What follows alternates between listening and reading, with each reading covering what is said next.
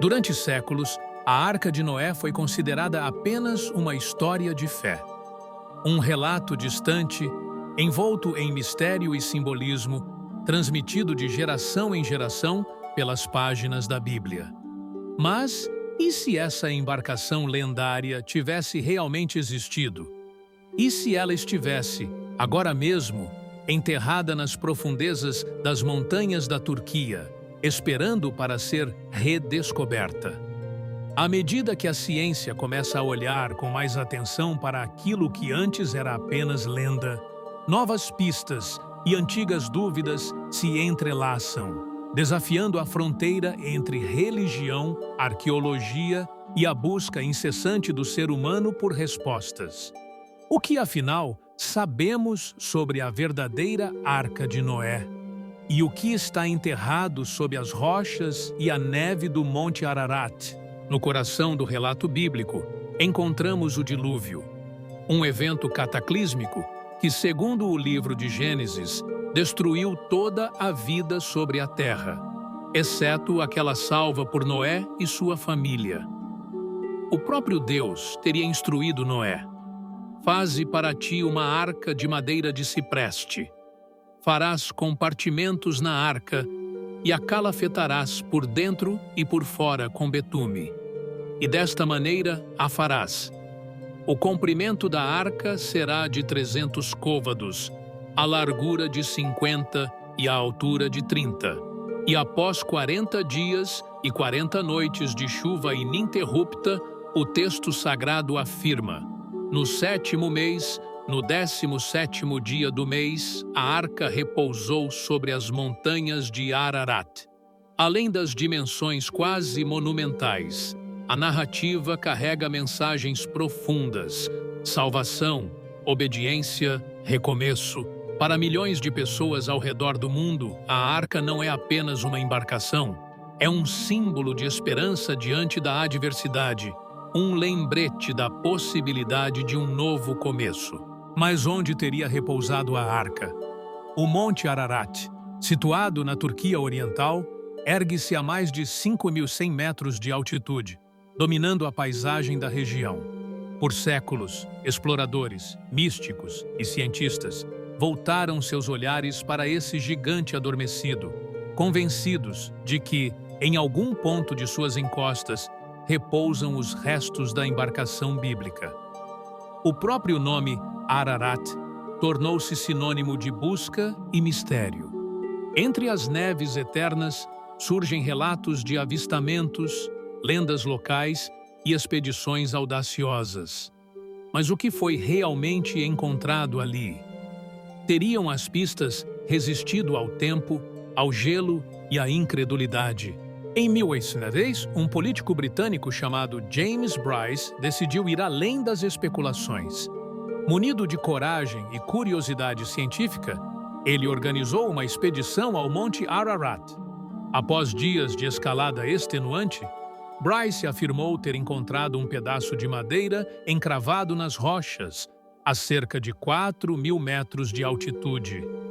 Segundo ele, a madeira possuía características compatíveis com as descrições bíblicas: envelhecida, endurecida pelo tempo e pelo frio, mas ainda reconhecível. Esse achado foi considerado por muitos a primeira tentativa documentada de localizar vestígios da arca.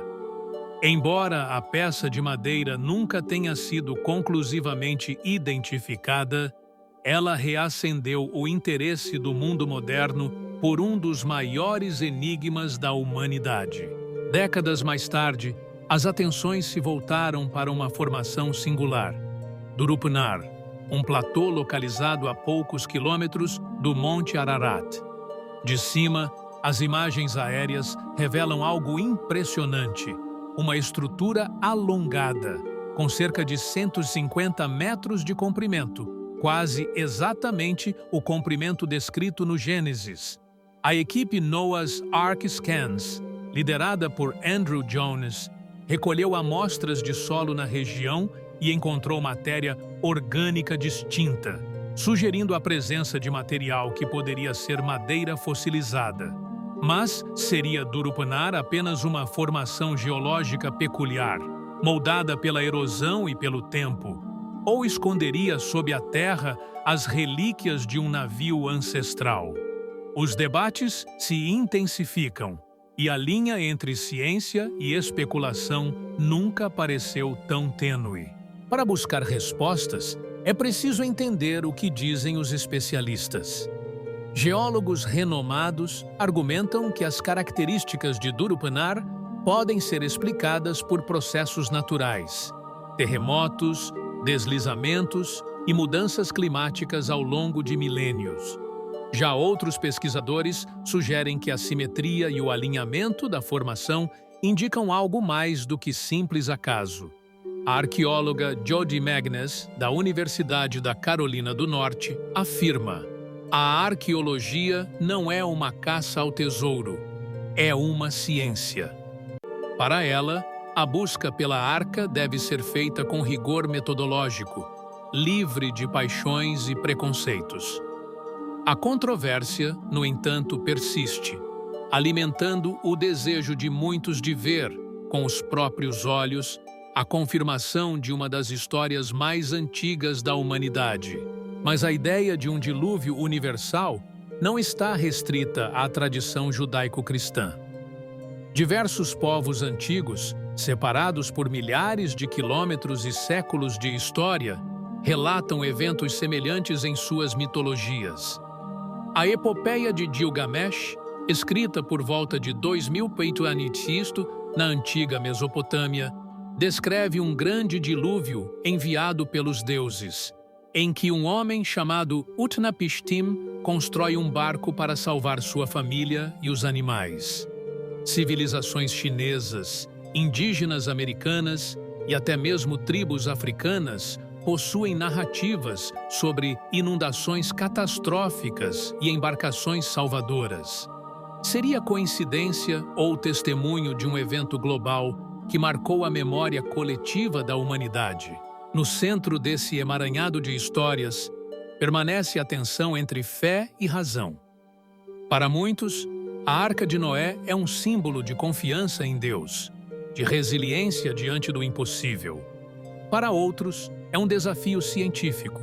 Seria possível, com os recursos e conhecimentos da época, construir uma embarcação capaz de sobreviver ao dilúvio descrito. A busca por evidências tangíveis provoca discussões intensas entre defensores da literalidade bíblica e aqueles que enxergam o relato como metáfora. Em ambos os casos, a arca transcende as fronteiras do tempo, inspirando tanto a devoção quanto a curiosidade científica. Com o avanço da tecnologia, novas ferramentas passaram a ser utilizadas na busca pela arca. Equipamentos de radar de penetração no solo, drones de alta precisão, imagens de satélite e análise de microfósseis ampliaram as possibilidades de investigação. Expedições continuam sendo organizadas, enfrentando o rigor do clima, a instabilidade política da região e o ceticismo de boa parte da comunidade acadêmica. A cada nova descoberta, seja um fragmento de madeira, uma anomalia no subsolo ou um relato de montanhistas, renasce a esperança de que um dia a verdade venha à tona.